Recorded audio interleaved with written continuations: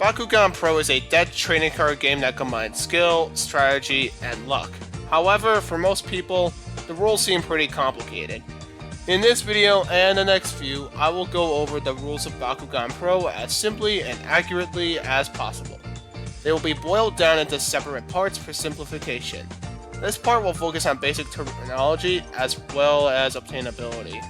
Basic terminology are important values of each card, such as stats, Baku cores, or symbols.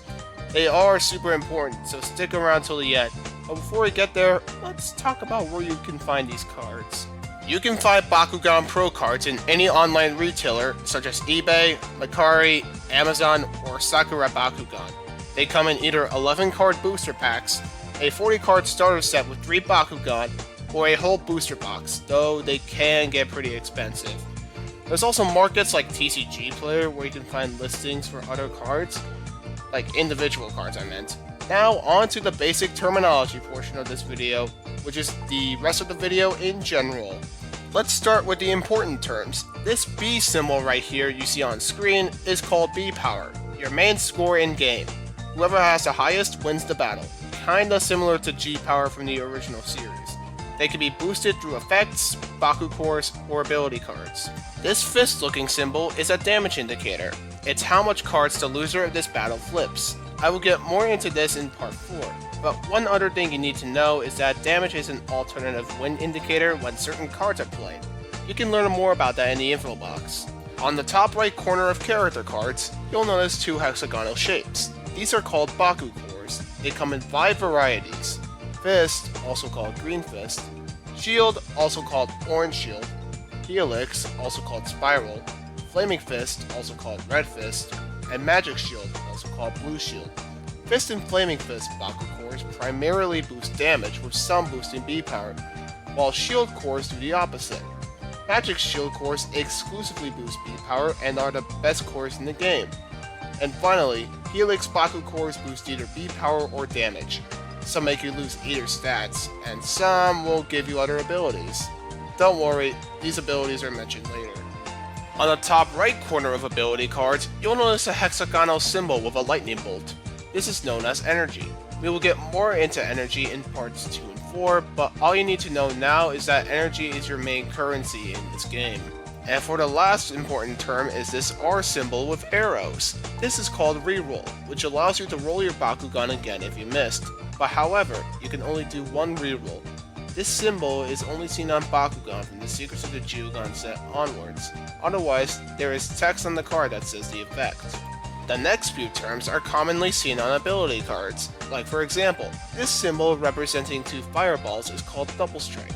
This doubles your Bakugan's damage when you win a battle. For example, if I win and my Bakugan had 8 damage, my opponent will have to take 16 damage instead of 8. This S symbol with a sword is called Shadow Strike. This means your Bakugan's B power or damage cannot be lowered. If your Bakugan's stats were nerfed before, the nerf is abolished and your Bakugan's stats are raised up.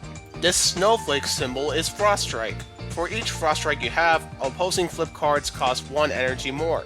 I will get more into flip cards in the next video, but for now, let's show an example.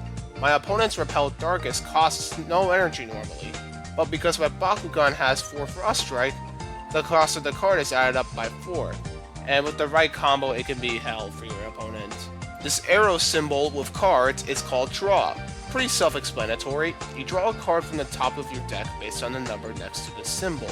This symbol has not appeared before Armor Elite. Instead, the rulings are set in text on the card itself. This magnifying glass symbol is called Scan. With Scan, you look at the top card of your deck and have the option to leave it at the top or put it at the bottom of your deck. For my Magic the Gathering players, think of it as Scry, as it's pretty much the same thing. This symbol with the sword is called Baku Gear.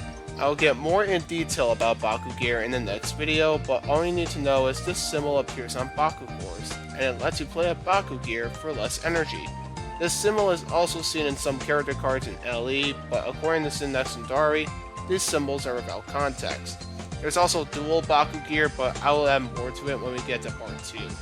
This V symbol is called Victor, which is a condition for triggering an effect on most Bakugan. This symbol did not appear before Armor Elite, instead having the word Victor on the card.